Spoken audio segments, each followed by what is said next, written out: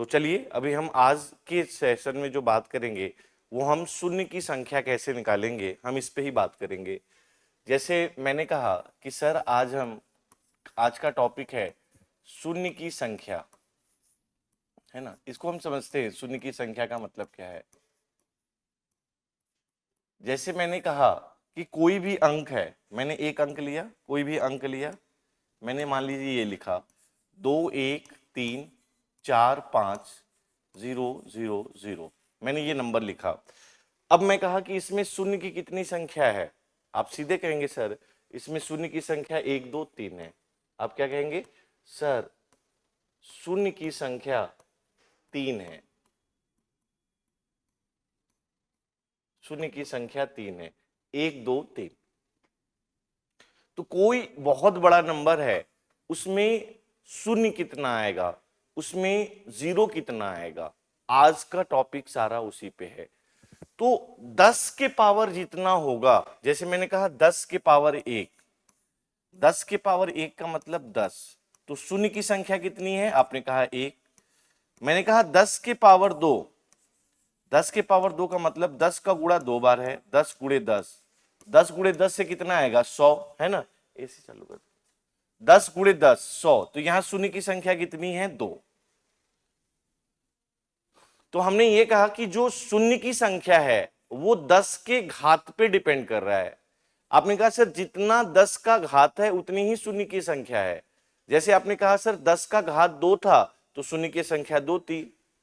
अब मैंने कहा अगर मैंने 10 का घात 3 लिया, 10 का घात 3 का मतलब 10 गुणे 10 गुणे 10 3 बार, और 3 बार हमने किया तो कितना आ गया 1000। तो 10 के पावर 3 है, तो 1000 का मतलब 10 के पावर 3। तो शून्य की संख्या किस पे डिपेंड कर रहा है, आपने कहा सर शून्य की संख्या डिपेंड कर रहा है कि 10 का घातांक कितना है, 10 का पावर कितना है। जितना 10 का घातांक है उतनी ही शून्य की संख्या है। अगर 10 का घातांक 3 है तो शून्य की संख्या 3 है। अगर 10 का घातांक 2 है तो शून्य की संख्या 2 है। अगर 10 का घातांक 1 है तो शून्य की संख्या 1 है। अगर मैंने कहा 10 की घात 4, 10 की घात 4 का मतलब 10 का गुणा 4 बार, 1 2 3 4, तो आपने कहा 10 की घात 4 का मतलब 1 2 3 4, देखो शून्य की संख्या 4 है। तो यहां पे हम लिख सकते हैं कि सर अगर हमें कभी किसी क्वेश्चन में ये पूछा जाता है कि शून्य की संख्या बताइए, तो सर शून्य की संख्या का मतलब ये हुआ कि हमें 10 का घातांक निकालना है, और जितना 10 का घातांक होगा उतनी ही शून्य की संख्या होगी। अगर 10 का घातांक 2 है तो शून्य की संख्या 2 है सर। अगर 10 का घातांक 3 है तो शून्य की संख्या 3 है सर। अगर 10 का घातांक 4 है तो शून्य की संख्या 4 है। ये बात क्लियर हो गया पहली स्लाइड से कि कभी भी क्वेश्चन में अगर सर शून्य की संख्या पूछेगा तो हमें सीधे सीधे 10 का घात देखना है, और जितना 10 का घात होगा उतनी ही शून्य की संख्या होगी। अगर मैंने जैसे ये लिख दिया 10 के पावर 12, तो आप सीधे कहेंगे कि 10 का घातांक 12 है सर, तो शून्य की संख्या 12 होगी। आप सीधे यहां लिख देंगे।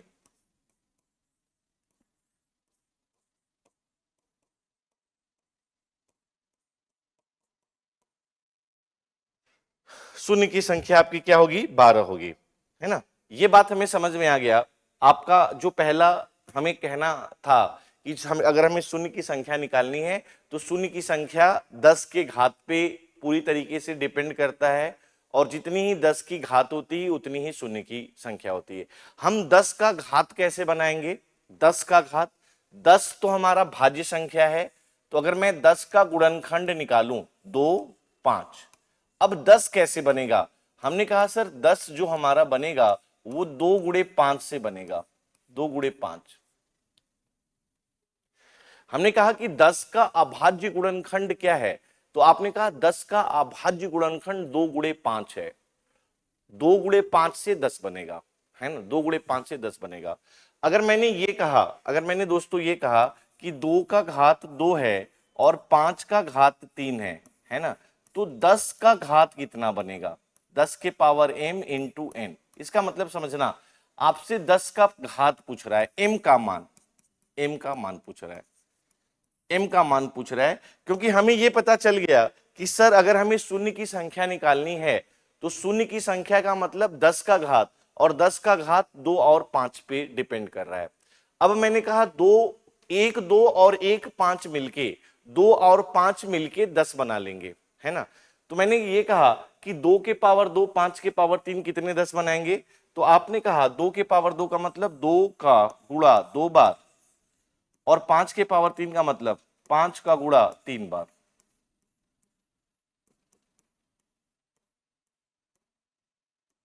ठीक है, तो अब ये देखो 2 गुणे 5 से 10 बन जाएगा। अब ये 2 गुणे 5 से 10 बन जाएगा। अब ये लेकिन 5 तो बच गया, आपने क्या बोला, ये 5 तो बच गया सर। अब ये 5 10 नहीं बन सकता, क्योंकि 5 10 तभी बनेगा, उसके लिए उसको 2 की जरूरत पड़ेगी, और हमारे पास 2 ही थे, तो 1 2 5 के साथ यूज हो गया, ये वाला 2 5 के साथ यूज हो गया, ये जो हमारा 5 बचा है ना, ये हमारा 10 नहीं बना सकता, क्योंकि इस 5 के लिए हमें 2 की जरूरत है, और 2 हमारे पास है नहीं। तो हमने बोला कि 10 कितनी बार बना, आपने कहा सर 10 2 बार बना, 10 1 10 2, यानी आपने कहा 10 2 बार बना सर, और 5। हमसे क्या पूछा है, हमसे पूछा है 10 का घातांक, 10 का घातांक। तो 10 का घातांक कितना है, आपने कहा m बराबर 2, m बराबर 2। क्या ये बात समझ में आ रहा है? अगर हमें 10 का घातांक चाहिए, अगर हमें 10 का घातांक चाहिए, तो 10 का घातांक डिपेंड करता है कि कितना 2 का घात है और कितना 5 का घात है ना। तो हमने यहां देखा कि सर 2 और 5 है, तो 2 और 5 से बन रहा है, तो 2 और 5 में कम घातांक किसका है, जैसे आपने कहा 3 2, 2 और 5 में कम घातांक 2 है, तो सीधे 2 आ जाएगा। ये भी अप्लाई कर सकते हैं, है ना। जैसे मैंने एक क्वेश्चन इसी पे और दिया, देखिए समझिए इस बात को, 2 के पावर 3 एंड 2 के पावर 4 इंटू 5 के पावर 3 इस 10 के पावर m गुणे n। m का मान बताइए भाई, m का मान बताइए, m का मान ज्ञात कीजिए। m का मान मतलब 10 का घातांक, m का मान मतलब 10 का घातांक, जल्दी बताइए, m का मान मतलब 10 का घातांक बताइए, m का मान मतलब 10 का घातांक बताइए एक बार, m का मान मतलब 10 का घातांक। तो आपने कहा 10 का घातांक, है ना। एक तो अप्रोच ये सीधे मैंने बताया आपको कि 10 का घातांक 2 और 5 के घात पे जाइए, आपने कहा 2 का घात 4 है सर, 5 का घात 3 है, दोनों में कम कौन है, 4 और 3 में कम कौन है, 3, तो m बराबर 3 होगा। एक तो ये मैंने बता दिया सीधे कि अगर आपको 10 का घातांक चाहिए, तो 10 के घातांक के लिए आप 2 का घातांक देख ले कितना है, कि 2 का घातांक 4 है और 5 का घातांक 3 है, तो 4 और 3 का मिनिमम कितना है, 3, तो सीधे 3 आ जाएगा। दूसरा अप्रोच क्या है कि 2 का पावर 4 का मतलब 2 का गुणा 4 बार, 1 2 3 4, 2 का गुणा 4 बार, और 5 के पावर 3 का मतलब 5 का गुणा 3 बार, 5 गुणे 5 गुणे 5 3 बार।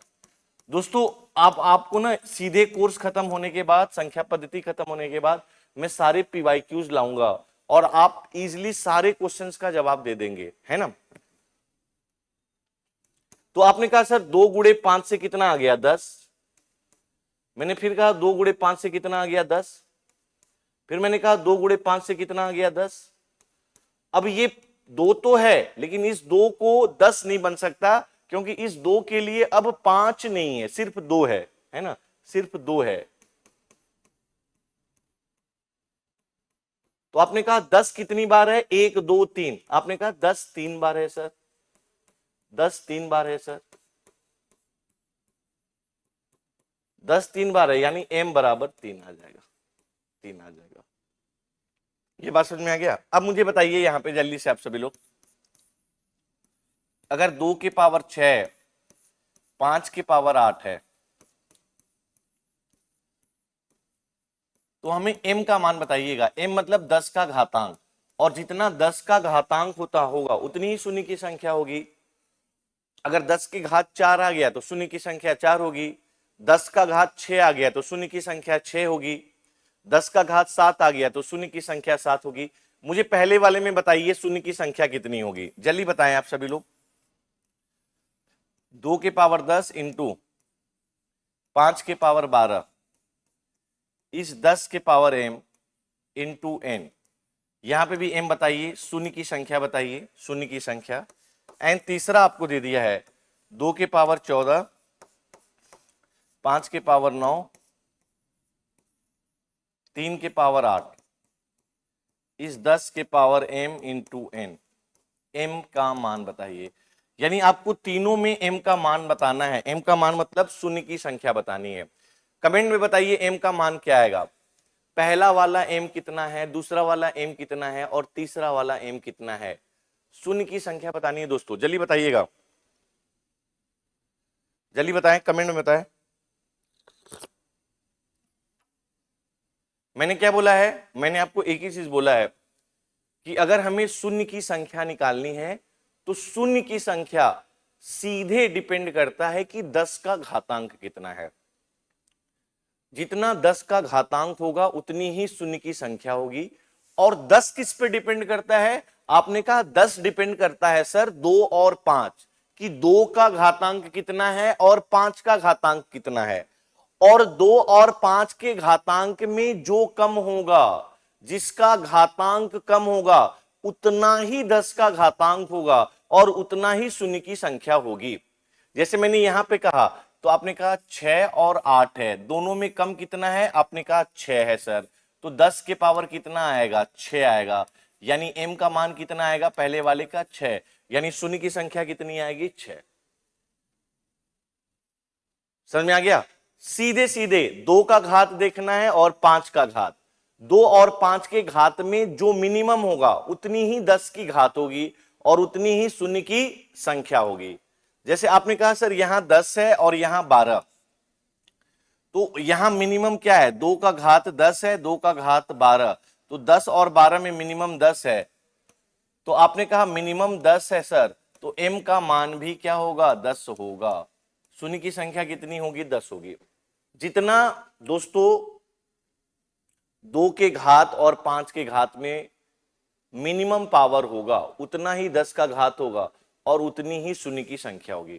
अच्छा, आपने ये कहा कि सर इसमें बताइए, इसमें तो 2 के पावर 14 है, 5 के पावर 9, 3 के पावर 8।